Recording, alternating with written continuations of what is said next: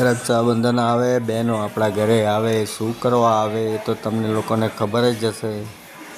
તમે વિચારો એ નથી, એ ભાઈને આશીર્વાદ દેવા માટે આવે છે કે ભાઈની રક્ષા કરજો ભાભીઓથી.